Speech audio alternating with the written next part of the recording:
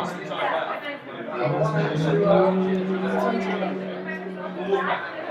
everybody.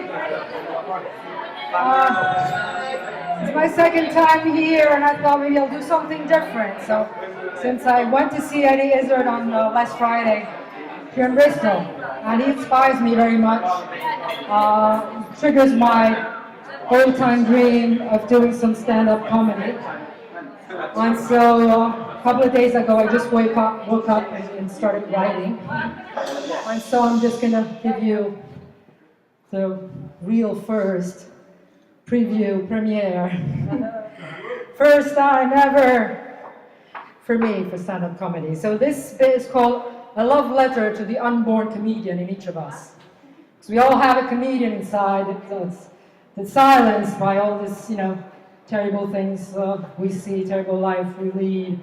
And even if we're joyful, still we don't really manage to bring it out. So I think it'd be really helpful if more people would trust themselves to bring that out. And so I'm just trying to do my best in that. Yeah. so it goes like this. So I was born quite a while ago.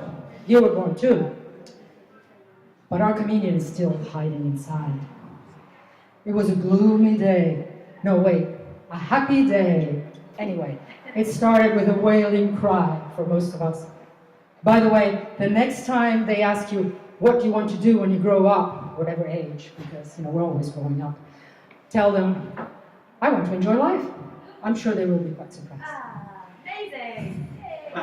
So, once you are born and become older, you can dress up as yourself. This, of course, came seeing Eddie Izzard. He dresses up a lot to show us that there's no genders, that you can be one or the other, being whatever you are. So anyway, you can dress up as yourself if you have found out who that is. Usually it takes time and effort because we live in a show that casts you in specific roles. Children love to dress up and play parts. Life is a play, a film, a game, a show that has been taken, sadly, over by some truly lousy and treacherous people. But that's part of the game after all. One can and should choose the genre of their life story, like noodle soup. Some like it hot, some sweet sour, some spicy, according to attitude. I like it funny. Comedy unlocks the door that leads us out of the gloomy show of life as the mainstream media and the puppet masters weave it. Last weekend I was here in the UK, a bank holiday. So that's why I'm popping out my friend Mary umbrella to hit on the head those who managed to give holy status to the banks. Well, indeed they control everything as monopolistic shareholders of this sad show. How come? That's another long story. Don't get me wrong. Life is a marvelous song. By the way, next time you're fighting with partners, family, or friends, try singing out your fiery compliments if you really feel compelled to utter or stutter them. You're an asshole. I hate you. Anyway, the UK celebrates bank with 3 extra holidays that others nationwide can enjoy along with bank clerks and other workers. No, not the pubs and restaurants though. They get to work double so much. I hope at least the tips are good. These are early spring, and summer bank holidays. They skipped the fall and Christmas because taking over Halloween and Christmas, after all, was going too far. Easter was complicated too, since it changes all the time and it's already a Sunday anyway. Also, never invade the territory of religion. A deal was made long ago, marrying religious and secular power to control our body and souls. The humans also have a heart and mind, so they had to take care of that as well. The pagan holidays, on the other hand, their holy days, actually were not well seen, being celebrations of nature and a different, more joyful way of life. So they have been mostly taken over by religions. Back to the bank holidays. The banks, being in charge, also wanted to join the feasting on the spoils of the popular traditions tied to the cycles of nature. They didn't touch Halloween, too spooky. The powerful are afraid of death because all they care about is status, power, and money. And they can't take that into the grave. Well, in ancient times, some did, but that's another story. So Halloween managed to escape thanks to witches and ghosts. But Beltane, the celebration of spring, renewal, rebirth, abundance, and last but not least, love, was an easy prey for conquest. The first round was turning it into Workers' Day. And that's fine as long as Beltane is still there to remind us that workers are enslaved. Workers' Day actually should be called Every Day, since the script says that if you're not a worker and have a job to pay the bills and die, you're bad or don't exist. Well, then you get one day a year to gather and celebrate Workers' Pride.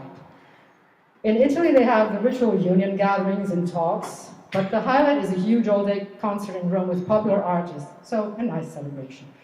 In Berlin, on the other hand, there was a tradition of rioting that often ended up in a mess, so the stores locked up and protected the windows, a lot of police were around, so that was a bit sad. In the UK, the first bank holiday is up, taking over and erasing from most people's heart and mind both Beltane and Workers' Day. While in Glastonbury and elsewhere, the Celtic tradition and holy days are celebrated and revived, most British just have an extra day off thanks to a deal between banks and state.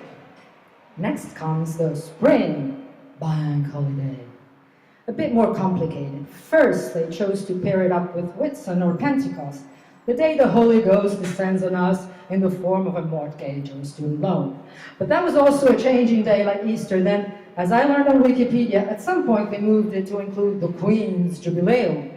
She already had the silver, the golden, the diamond, winning the race with Queen Victoria. I wonder what comes after diamond, by the way. Banks and Queen go together well. So when you drink your next pint on a bank holiday, remember that you're a human being on planet Earth, nurtured by nature and other fellow siblings humans, not by banks and queens. Actually, you're working more or less enslaved to provide for them. Anyway, back to the day you were born. When you still didn't know any of this, and many still pretend not to know, into their old age. You had been floating in your mom's cozy belly for some time. Well, actually, you didn't know about time either back then.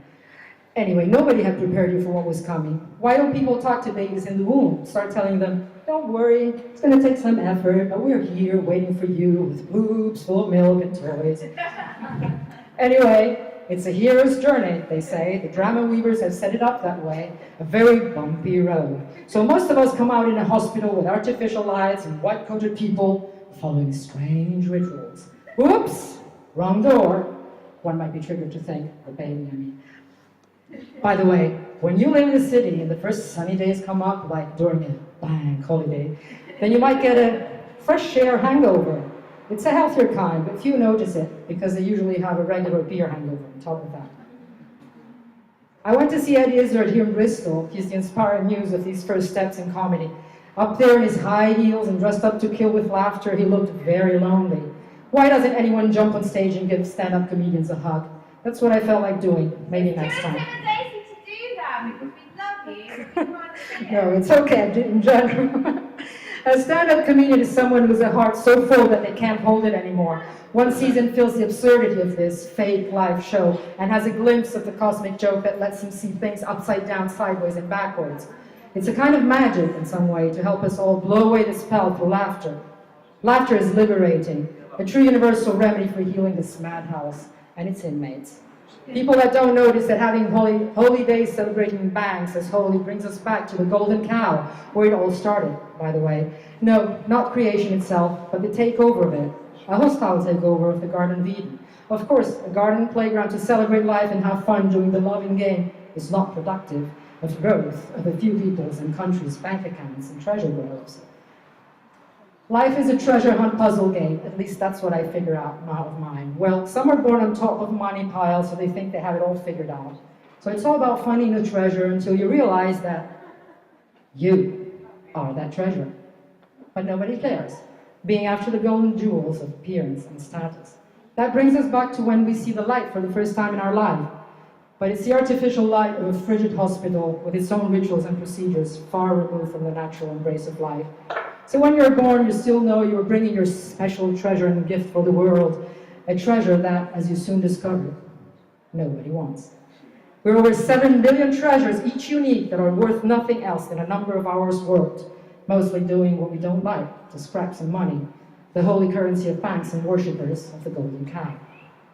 No, not the holy cow. That's an Indian thing. They may starve but never eat the cows. Perhaps they remember they were gold once. Because the chicken, for instance, and lambs, they are not holy and end up in the pan. Anyway, India is cool in many ways, and here we're concerned with the merchants in the temple, lending money for interest. So you have been rehearsing your coming to earth show while in your mom's womb, deciding how to show up in this new place. From what you have been feeling and hearkening, it was already clear that you might meet some trouble.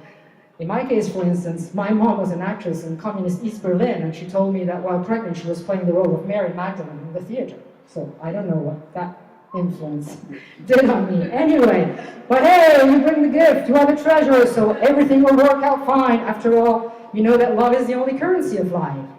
Until you discover that the show on earth runs on a thing called money. Something that takes the place of love, of trust, of everything, giving the illusion that you can buy anything with that and be happy. So back to our coming on earth. Hey, here I am, a gift, a treasure. Silence. Oh my, you don't know about that God that runs a show yet. They're playing a different story. It's not the script you learned before coming. It's not the Garden of Eden they sold you at the Soul Travel Agency. What is this place? What's going on? You can't use hello fuck in your surprise for now. That's how your gift of life begins. It was supposed to be vacation, but you ended up in a world that has bank holidays, instead of being an ongoing celebration of life. Thank you.